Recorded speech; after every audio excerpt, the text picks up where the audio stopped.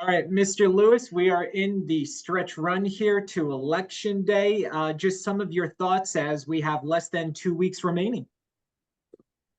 I mean, I'm not gonna lie. This is a very conservative district. The chances of me winning are not good, but I always tell people I always think there should be competition. I think that people should be challenged in their ideas, and I obviously have a lot of different ideas than Jody Arrington, and there's another challenger, Bernard Johnson, that's a libertarian that's running. So whoever you support, get out there and vote.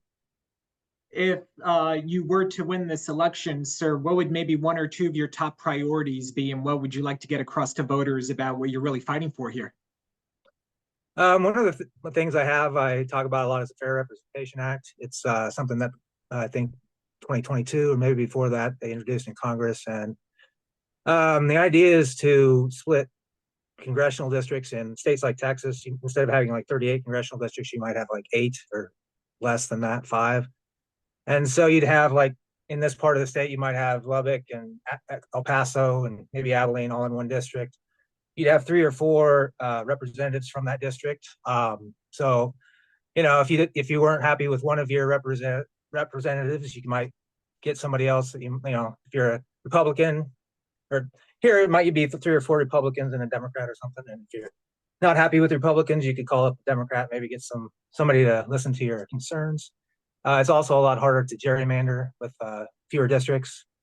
Obviously, if you have like one person in a district like Montana or Wyoming, you can't gerrymander that. So the idea is to have less gerrymandering, and most parties do it, and nobody ever wants to do anything about it. So it would also help third parties, independents, to have more of a chance at representing their people. So yeah, that's one of the things I also talk about. Just greed and transparency. I've criticized both parties with this.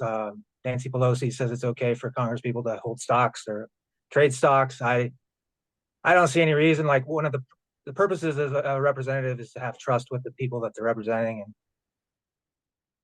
Well, that's not good. Unfortunately, your video has frozen on me. Oh, uh, no, there you are. Okay. and so yeah, just transparency. Let people see your taxes, all your investments, and I don't see any reason why Congress people have to be involved with that. Depending on who you speak with, either their finances, the issues of inflation, or border security may be their top issue when they decide who to vote for. Where do you kind of stand on these two issues? Because whether it's a top priority for someone or second or third, these are definitely a couple of the headline grabbing issues that people are concerned about. Right. So I'll bring up modern monetary theory. A lot of people haven't heard of this, and if they have, sometimes it's in a negative light. But the basics behind it are just like federal government issues a currency; they can't go bankrupt, and so people have two different things in their mind when they think about inflation. A lot of times, they'll think, well, it's all this money printing that the government does, but then they also have this thing. Well, yeah, like if I go into Walmart, Walmart's the one that's setting the price. So, even if everybody had $1 million, well, Walmart's the one that's actually setting the prices higher. So, like, I think there's more than enough evidence during the pandemic, especially price gouging. There was record profits from a lot of like lumber, oil, meat packing, shipping. All these different industries had record profits. People say, well, if you support that, that's fine. But like, I think there should be limits on greed and like how much people are allowed to do that. I post this article all the time. Back in 2008, Republicans actually passed the price gouging bill in Congress under Bush, 2007 maybe. And so it's like they're not opposed to this, and we just need to like get back to the place where we're thinking of this rationally, and like, how does this actually happen? And so like talk about excess profit taxes. I'm not against that. There are limits to spending. So like, yes, if we gave everybody $1 million, it'd be very hard to control inflation. So I'm not saying to do that in any way, but so I understand, price has gone up, but like, let's try to understand how it actually works and like hold the people accountable that are causing it.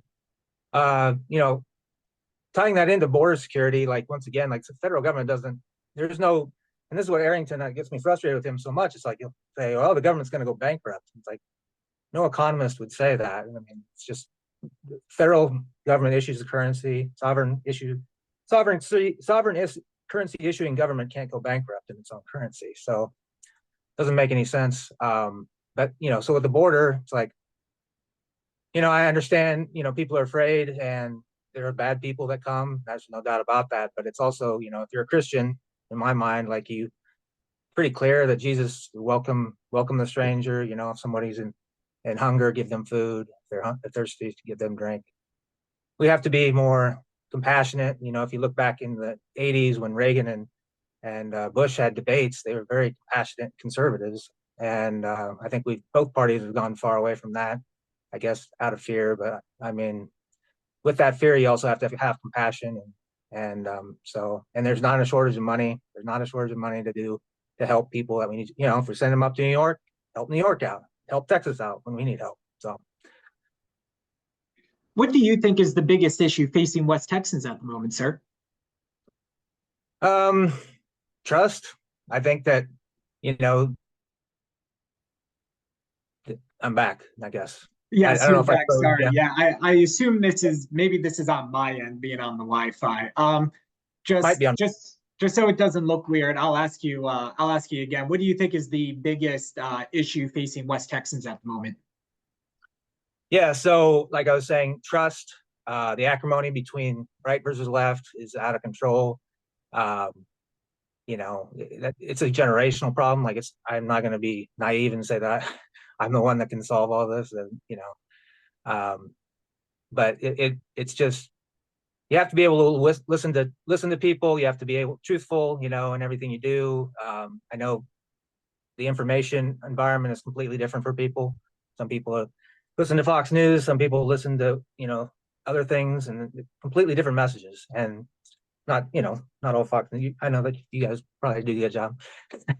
But yeah, it's just it's very hard though. People work; they don't have time to look into every issue, scholarly issue, and like do an in-depth analysis. So, I'm just trying to say, like, if I'm willing to be wrong. Like, if you point something out to me, if a constituent comes to me and says, "Hey, I think you're wrong about that," and look into it. I did this with the Central Park Five, actually. Like, that's an issue that I was like, well, of course Trump's lying about that, but like, look into it. Like, there's actual, it's a convoluted issue, but if you look into it, like, there's some evidence that they actually did do some things. So not everything's black and white. And like, I'm willing to like look into things if people bring them to my attention.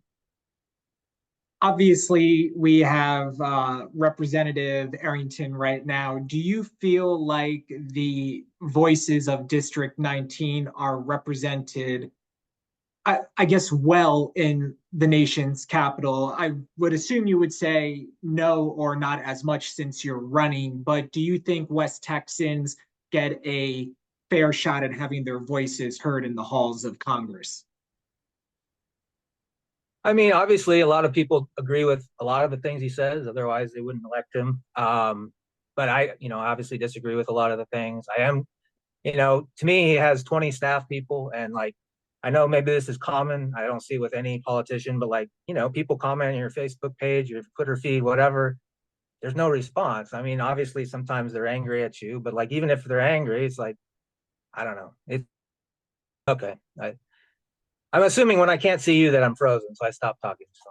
Okay, well, that's good that you can't see me, and then on my end, you're just the frozen screen, unfortunately. I'm sorry, it could be my connection too. I don't know, but technology, we can't live without it. But some things would be much better if I don't know, we weren't so reliant on it. I'll tell you that. But yeah, anyway, so just to finish that point, like, yeah, I think technology, like should be able to interact more with constituents online and in that capacity. I don't know how well. I've known a few people that have gone up to see him and haven't met with him directly, but that's not uncommon. So I mean, I don't know. Maybe he does an okay job with that.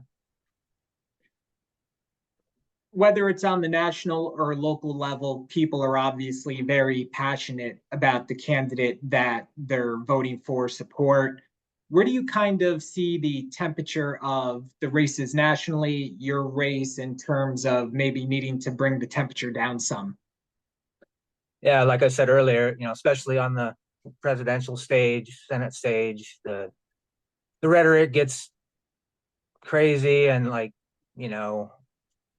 usually I'm more on the left, so I criticize the right, but like there's also things on the left where it's, probably not going to have concentration camps and things, and if Trump gets elected, so it's not good to be, use too much hyperbole in anything you do because it just inflames things.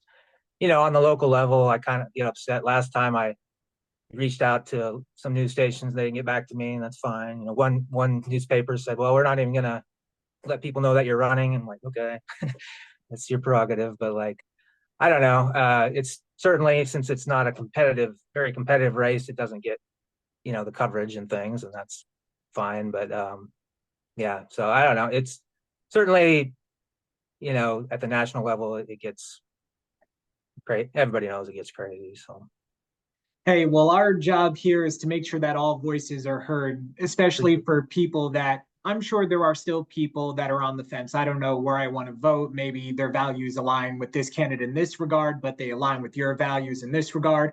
For people that still are undecided or maybe still not sure, what is your pitch to voters here today on this Wednesday, less than 2 weeks out from Election Day? yeah, so being in this district, I know people aren't going to agree with me on every issue. I I understand that. I mean, one of the pitches is the same as what you hear on the national level. Like, I've never heard Arrington criticize Trump for anything. Donald Trump says he won California. I mean, it just seems some of the lies seem insane to me. And if that upsets you at all, if you want somebody that's going to be truthful, even when it doesn't look good for him, like that's me. Like I don't care. Like I'm not in this for the money. I'm not I don't have a stepping stone anywhere. It's just I get.